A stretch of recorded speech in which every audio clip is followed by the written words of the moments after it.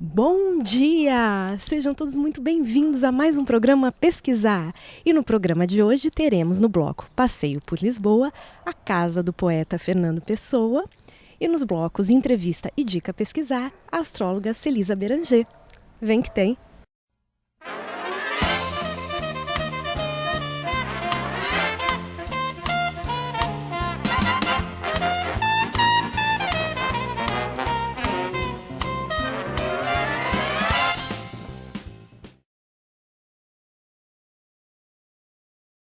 E estamos aqui em frente à casa Fernando Pessoa, um espaço cultural que fica localizado no bairro de Campo de Ourique, aqui em Lisboa, e foi inaugurado em 1993 para homenagear o poeta português Fernando Pessoa. O interessante é que o Fernando Pessoa, ele morou em diversos lugares, ele se mudava muito. E aqui foi o local onde ele mais morou. Ele morou os 15 últimos anos da vida dele, ou seja, de 1920 a 1935. Aqui é possível conhecer alguns objetos pessoais dele, como os óculos, bloco de apontamentos, máquina de escrever, entre outros. E inclusive o quarto dele com a cômoda original preservada. Na Casa Fernando Pessoa também há uma preciosa biblioteca particular do próprio Fernando Pessoa, que atualmente já está digitalizada e disponível para consulta, e um auditório onde ocorrem colóquios, debates, espetáculos e exposições, inclusive para o público infantil. Aqui também há um restaurante e uma loja com souvenirs e livros do Fernando Pessoa. Para quem não sabe, o Fernando Pessoa foi um poeta e escritor português, muito conhecido pelas suas poesias e pela criação dos seus heterônimos, que foram o Ricardo Reis, o Álvaro de Campos e o Alberto Caeiro. Além de poeta e escritor, o Fernando Pessoa também foi publicitário, tradutor, crítico literário, filósofo e astrólogo. E por falar em astrólogo, a nossa convidada de hoje vai falar da sua pesquisa, cujo tema é Astrologia e Hereditariedade. E essa pesquisa dela foi apresentada na Espanha e depois publicada na Rússia, Argentina e Brasil.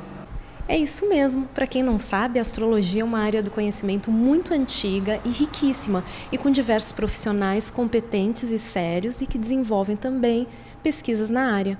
E é o caso da nossa convidada de hoje, a astróloga Celisa Beranger. A Celisa é brasileira, carioca, formada em arquitetura, com pós em urbanismo, é astróloga consultora, professora, escritora, pesquisadora, palestrante em diversos eventos e congressos no Brasil e em diversos países.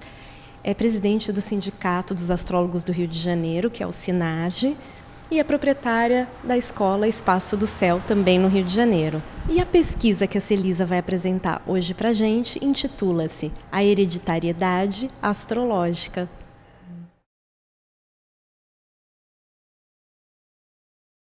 Então agora estamos de volta para a segunda parte do nosso programa.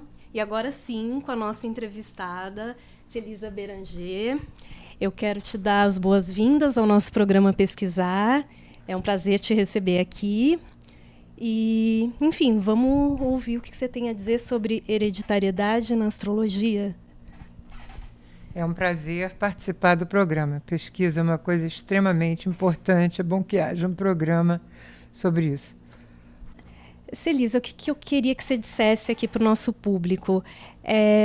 Do que se trata a sua pesquisa? Quais são os objetivos dela? A pesquisa surgiu da minha verificação nos mapas. Eu trabalhei muito tempo com busca e retificação da hora do nascimento, e para isso eu sempre pedi o mapa de familiares e constatei realmente as repetições que ocorriam em mapas, e eles chegaram ao ponto de me auxiliarem no trabalho de busca, principalmente, né? E eu estava nessa ideia quando surgiu, em 1999, uma pesquisa da Universidade de Minnesota.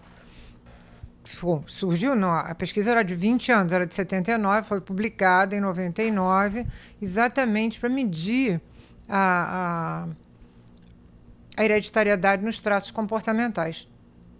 E aquilo me estimulou, então, a montar uma pesquisa astrológica a respeito dessa questão da hereditariedade.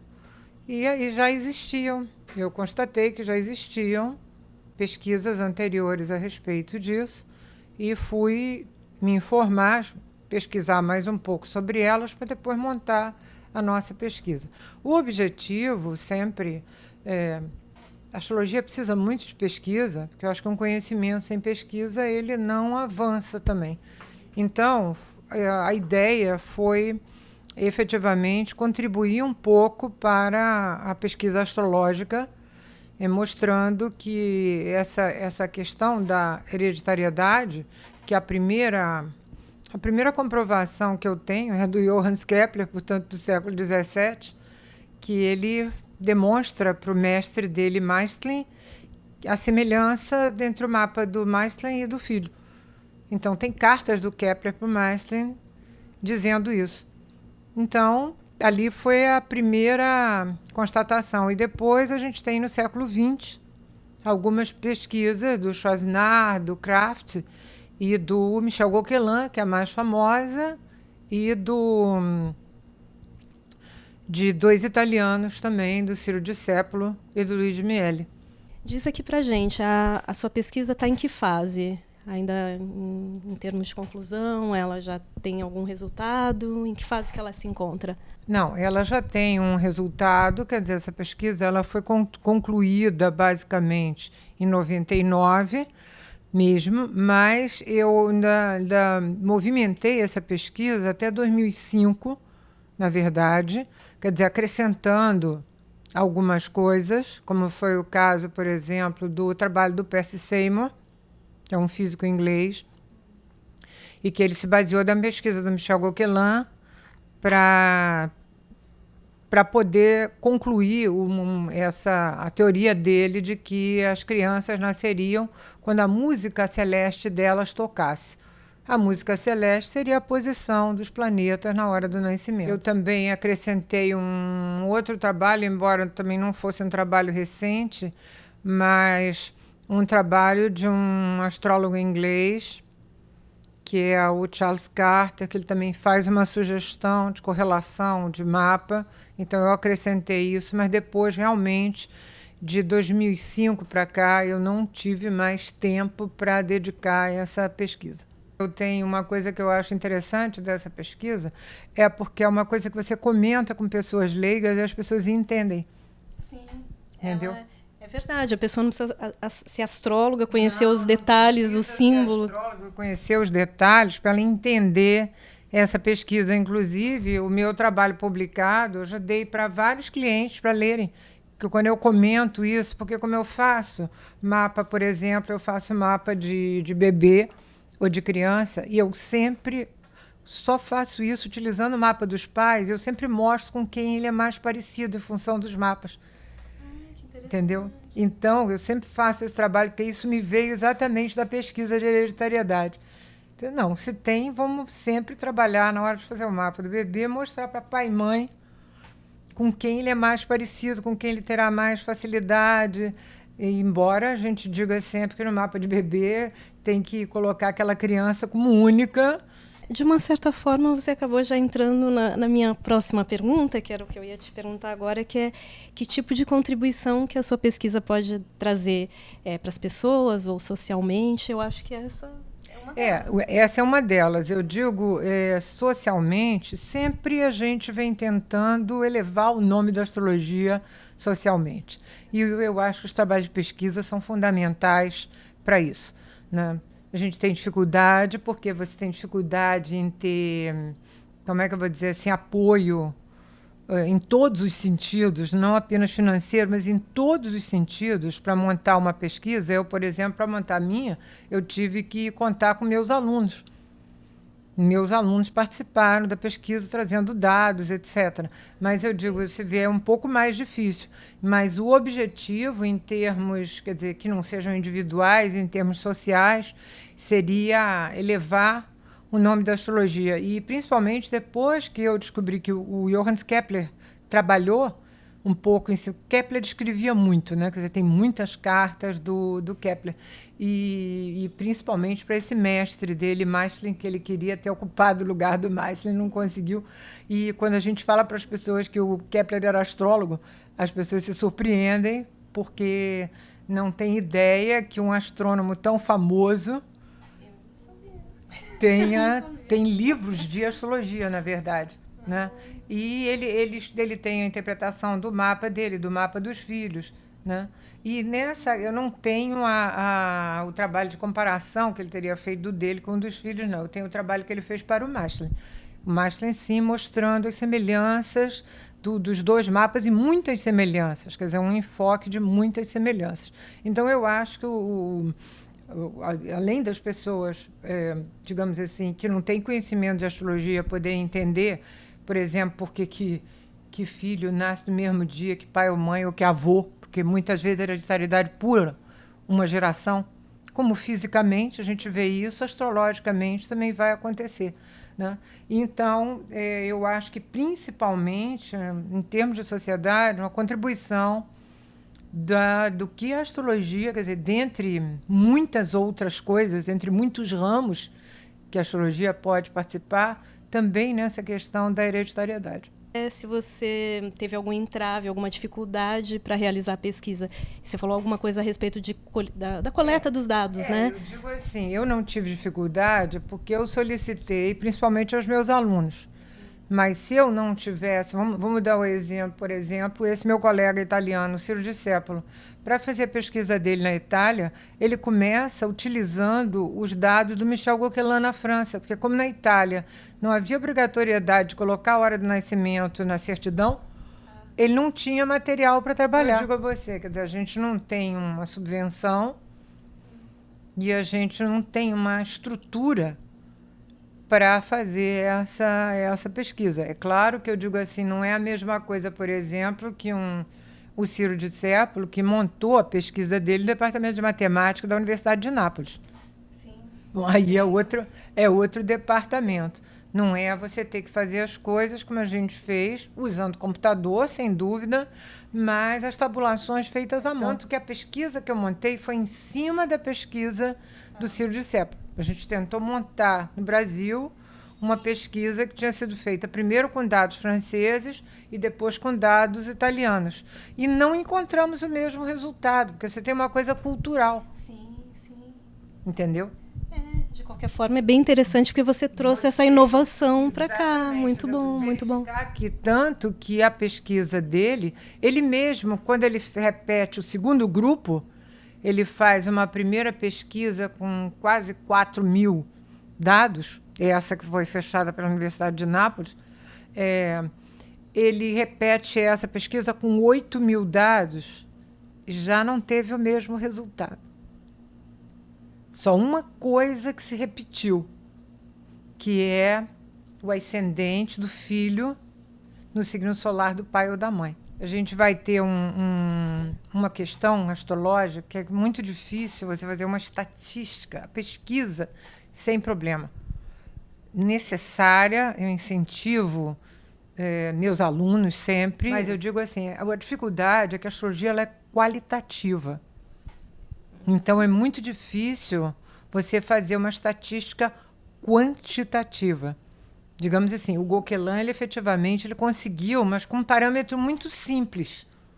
Digamos assim, só observar, basicamente, 4 posições, digamos assim.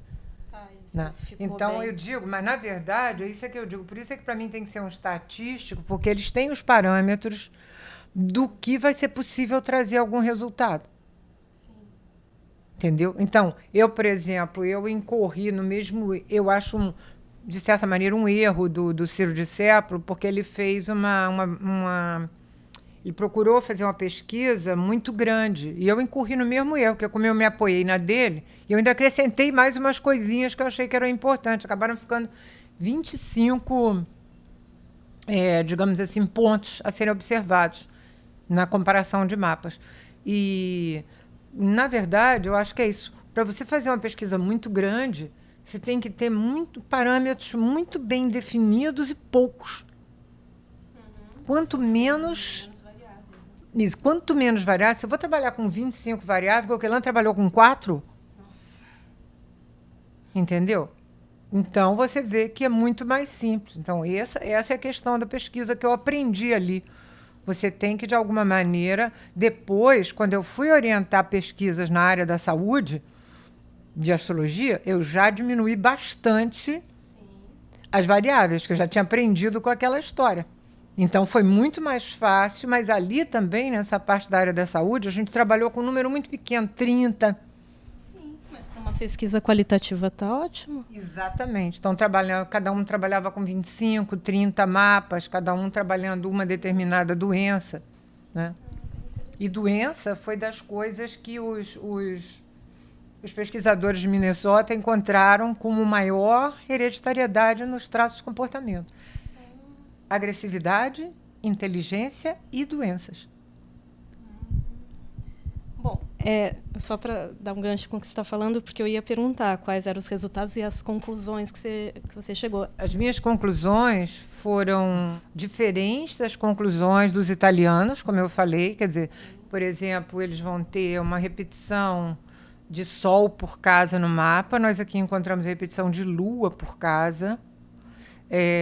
Lua no mesmo signo de pai ou mãe. Lá eles vão encontrar Sol.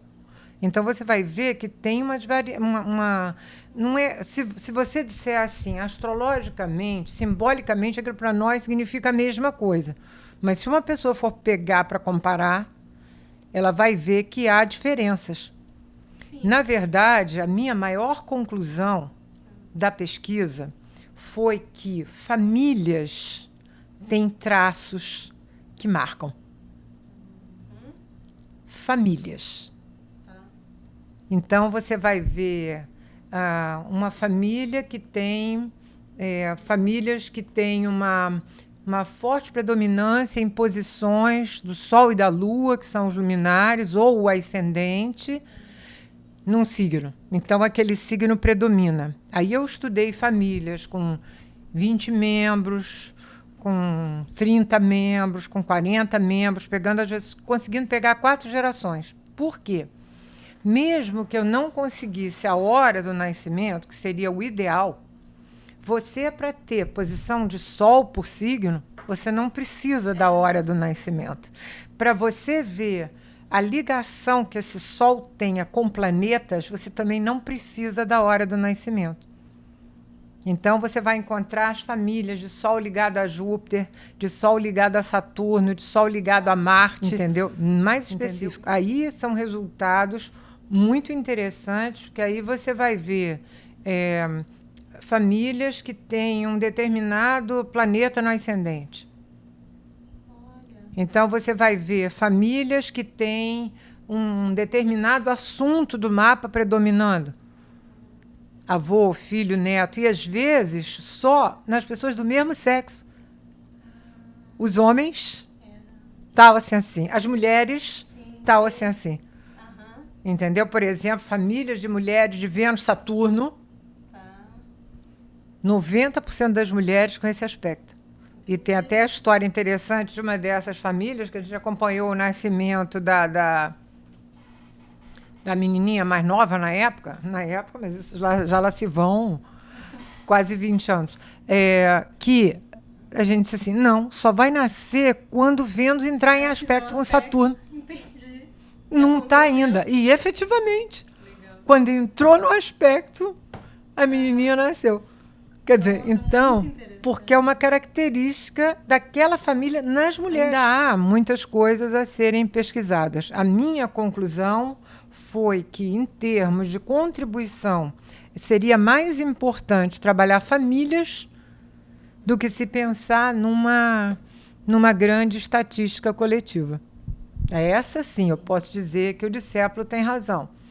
A maioria das pessoas tendem a nascer com um ascendente, o signo ascendente, no signo solar do pai ou da mãe. A maioria, não são todas. Bom, e para finalizar, eu queria te perguntar o seguinte: o que você daria assim, de dica, de sugestão para quem tem vontade de seguir pesquisa astrológica? O que você... Eu acho que depende do que se destina à pesquisa. Se você quer provar alguma coisa, o número de variáveis tem que ser pequeno.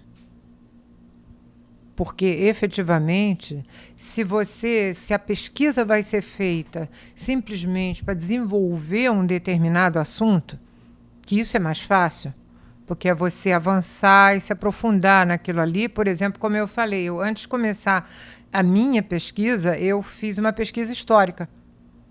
O que tinha a respeito daquele assunto. Sim.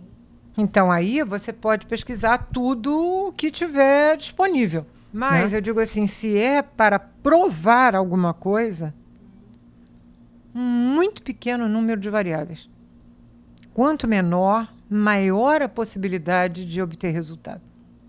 Bom, eu quero agradecer a sua presença, que eu tenho certeza que foi muito interessante, que as pessoas que estão assistindo vão se beneficiar disso. Mas é claro que o que você falou aqui é tudo muito resumido, o nosso tempo é pequeno. E aí, assim, queria que você passasse o seu contato, alguma forma de contato, se alguém tiver interesse em saber mais sobre astrologia ou sobre pesquisa e astrologia, não sei. Eu tenho um site na internet, que é a maneira mais fácil de entrar em contato comigo. Esse site ele tem entrada para contato, quer dizer, embora ele seja sobre interesse em curso ou em livro, mas os e-mails são respondidos por mim, pessoalmente, né, que é o www.espaco, porque seria espaço, mas não pode ter cedilha, um hífen, no meio mesmo, não é underline, no meio, do hífencel.com.br. Então, através desse site, inclusive a minha pesquisa está lá, dentre os artigos, ela está publicada lá, e qualquer e-mail, qualquer uma das entradas que a pessoa entre, quem vai receber o e-mail diretamente sou eu. Ok, vai aparecer aqui embaixo depois esse site para que vocês possam entrar em contato, ok? É isso, obrigada.